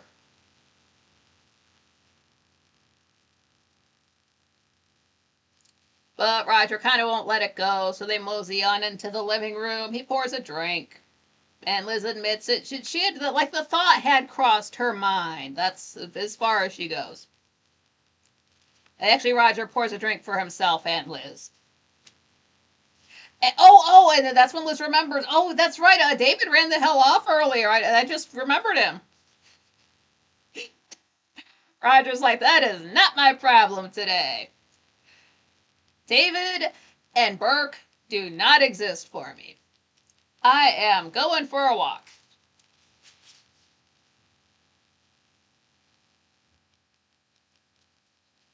So back in Burke's room, he says, David knows that Roger killed Bill because voices came in his room and told him. He even saw in his crystal ball. Voices always talk to him. And I was really careful to write this down and then listen to exactly what he was saying, because are you schizophrenic and hearing voices? No, the voices come into his room, which makes me think it's like ghosts. It's not him just imagining stuff or lying, because he does lie a lot. Like, I want to think he's telling the truth about something, and that's what I'm looking for with this kid. Like when he was saying that his parents fought when he was little, and his dad was always picking on his mom. I believe that, because that's really not something a kid would make up.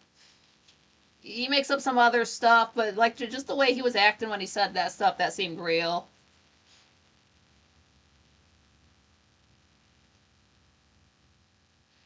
But Burke is mentioning, yeah, that coroner's report is yeah, we're really gonna piss off Liz and Roger when it comes in. But right then there's a knock at the door. So Roger, or not Roger, but Burke has David just, hey, go, just hang out in the kitchen, stand off to the. No, wait, he doesn't make him hide. He just lets him stand there. So he opens the door. Burke does. Thomas Collins, if you don't get caught, you're off the hook. Yep, there you go. Beach App. I've heard good things about Everybody Loves Raymond. I never watched one episode, but I think I would like I'm fine with Ray Romano.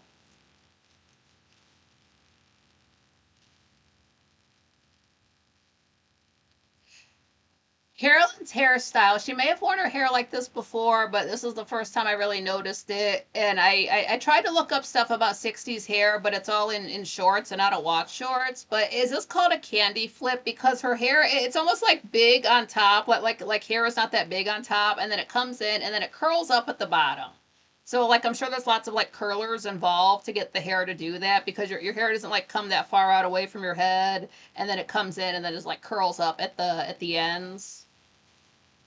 That's her hairstyle. It's so cute on her. And by now, I like that tragedy with the bangs has grown. It's long enough that it can be hidden. You're not going to notice it anymore. But she's pissed off because Burke drove Victoria home. And she sees David there, and they're both kind of like, like the two Spider-Men pointing at each other, like, what are you doing here? And Carolyn says, Liz would be pissed off to know you're here, to David. And David's like, well, but Burke's my friend. Why are you here? Carolyn, oh, this is ridiculous. I'm not arguing with you. And then she tells Burke that she thinks Liz is going to hire Mrs. Johnson. And, David, who's Mrs. Johnson? So they have to tell him who she is. And Burke's like, well, I need to talk to Carolyn for a minute. Go into the kitchen for 3 minutes. And he's like, no, I want to hear what you have to say. It's like you're being noisy and nosy. Go in there and wait. Like he's not going to eavesdrop. Come on. There's Burke talking to Carol, and he's saying that you're only mad because I drove Victoria home, and I don't have to account for my actions to anyone.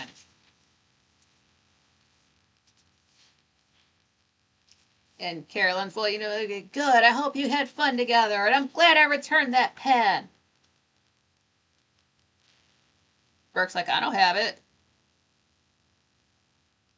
Carolyn's like, you have to have it. Her Uncle Roger took it from her and said he would return it. He took it the night that Bill Malloy died.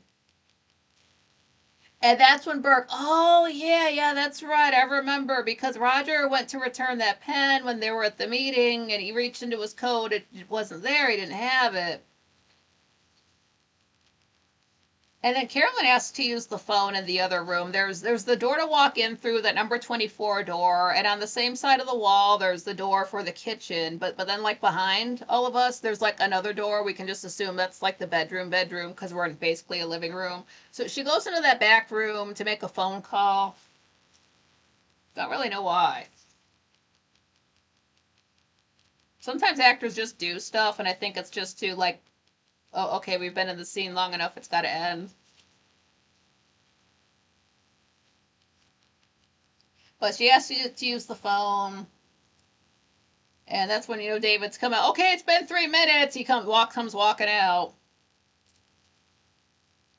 So David asks Burke what expensive thing that Roger lost. Like, oh, he couldn't have lost that pen. It was so expensive, and the whole nine and silver and all this stuff.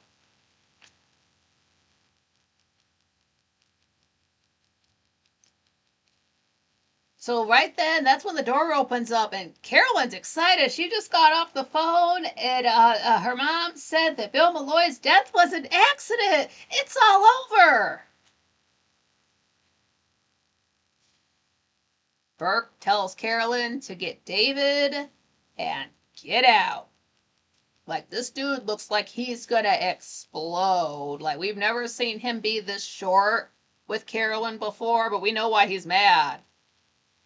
You get him and get out now. Like, I can take a hit. So in Collinwood in the foyer, Carolyn came back and she's just telling Liz she's relieved it's all over. And Liz is mad that David ran off to go hang out with Burke. And then at the police department, Burke's down there. He's going off. He's talking about, like, well, the Collins family must have influenced the coroner's decision. And the sergeant's telling him, though, that report was based on facts. And there's Burke, like, sure it is. This dude is not fucking around now. And we see the police department for the credits. Yeah, that's getting us almost to, not, yeah, even if I go over a couple of minutes, it's really not enough to do another episode. Yeah. Yeah, so, it's official. Bill was not murdered, but that doesn't fly with some people. And it's getting around town. Understandable. Like, again, like when it comes to murders, I've dealt with so many murders on Law and Order. All of this stuff kind of just feels usual to me. It's just not set in New York. It's set in Maine. That's kind of the only real difference. And it doesn't like stop and tell you the names of locations. That's what it needs. That's what Dark Shadows needs. It needs like those little like cha-chings or whatever, to show you like here's a location and here's a date, because that's what they did. They showed dates. That's how I knew dates for that show. That's what this show needs. Like Collins poured in time, date. They don't even need the time. I can tell when it's night and day. But like put just put one day in there so we know where we are, because we don't know. I assume it snows in Maine, but we never see snow.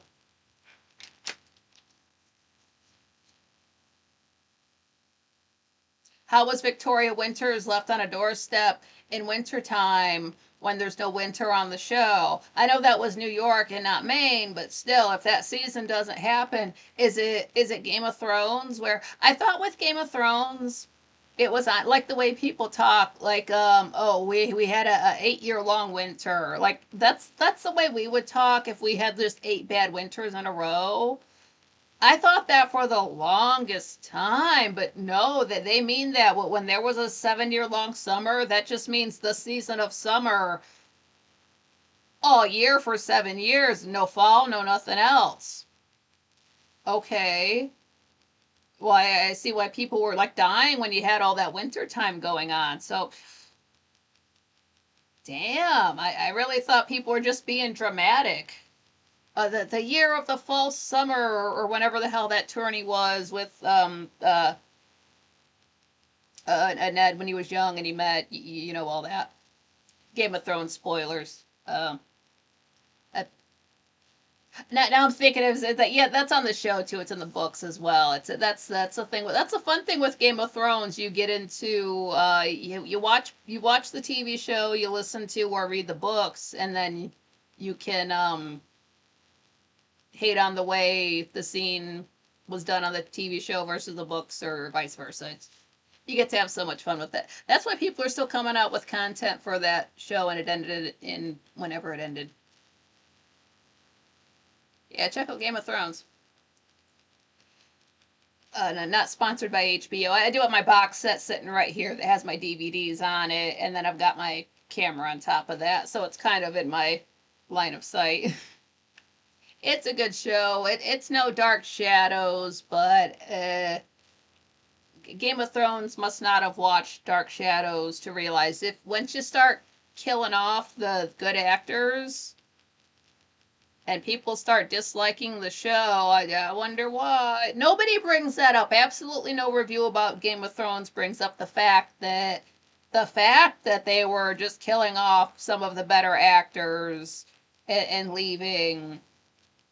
I'm not saying that the actors that they didn't kill off right away are bad or anything like that, but Kit Harington and Amelia Clark are not Ser Jorah. You're not Brienne. You're not the Hound.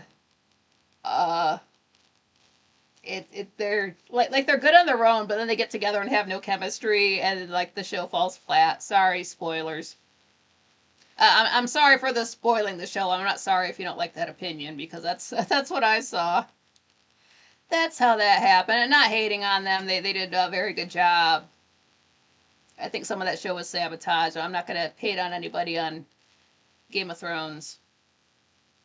I've seen all of it, even the bad ones at the end. It's fine. But Dark Shadows does not end like that. Oh, hell no. That has a great ending. It ended a little bit too early. I don't think it should have been on for just 5 years, but much better ending.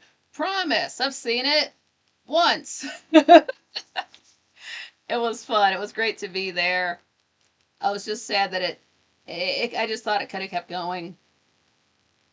But that's all right, as long as I get to keep going. And I will with your super chats. Thank you for that. Don't forget to smash the like button on your way out. It helps out the channel. YouTube likes seeing those stats, so that's what that's about. Imagine every TV show you watched back in the day and there was a like button you had to press on your TV. Because it wouldn't be on the remote, it would be on the TV, the big old clunky TVs.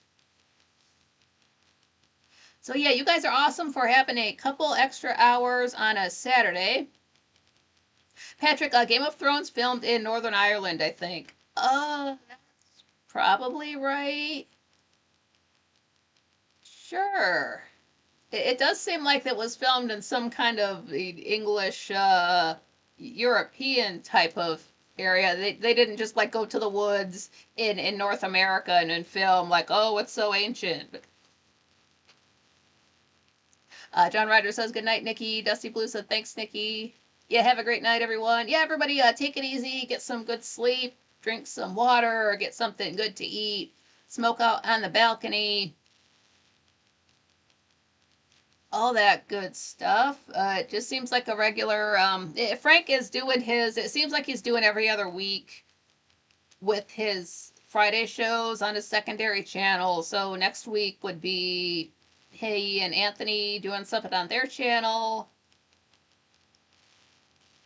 So I'll just be off, and I'll just wait and see what the title is. So we'll see how that goes. I'm a lot more tired today than when I did my last show, so forgive me for that. A little bit less emotional this show. That's good. Had to get it out, had to say it. So I'm glad I did that last show. I'm glad the audio stayed with me for this show, most of this show. I don't need the audio issues this year.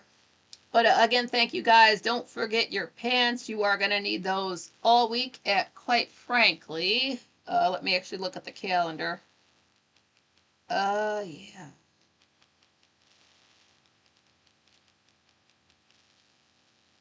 Me personally, it sucks because I get to go through New Year's Day, which is fine. And then we get like about a week or so of Libra. And then I immediately have to go into Scorpio and deal with the day my friend died before I can go through any of the rest of the year. John Rogers says Frank was in the chat last night. Frank did say he was going to be in the chat room for his it was him premiering his Saturday show from last Saturday. Maybe that's going to be a pattern because Frank is a Frankly. Sometimes he will be in the chat room chatting with folks. So look out for that. If it's not live because he's busy, but if it's a premiere, show up. Like I don't mean he's going to be there for the whole 2 hours or whatever typing at people, but you know he might be in there and making comments. So just know that, and like don't change the way you're talking just because he's there. Like the way I can make dick jokes about Frank and then like his mom will be right there. I already planned on making the dick comment before I knew you were here, so I got to go with my first plan. So it's don't change up your typing style for him. Just be yourself. I'm sure he'll appreciate that. Just you know, have fun when you're there, of course. But yeah, I hope it was a good show. I hope you guys had a good time.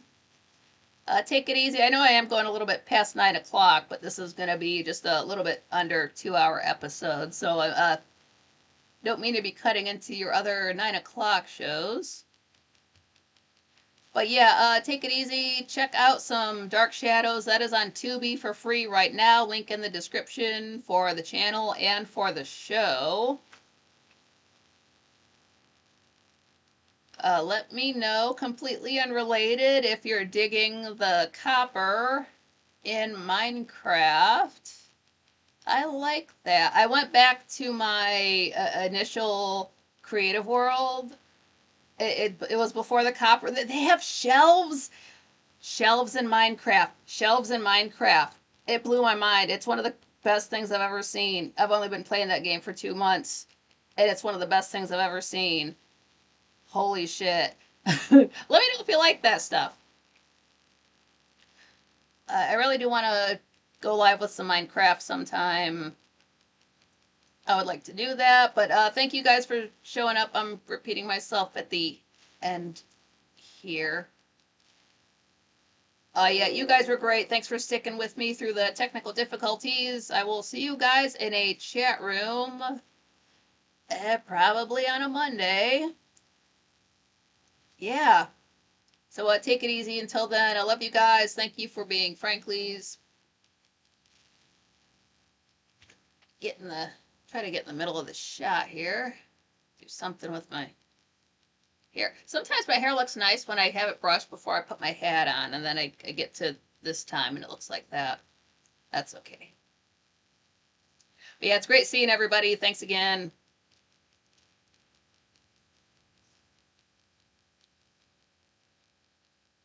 Until next time.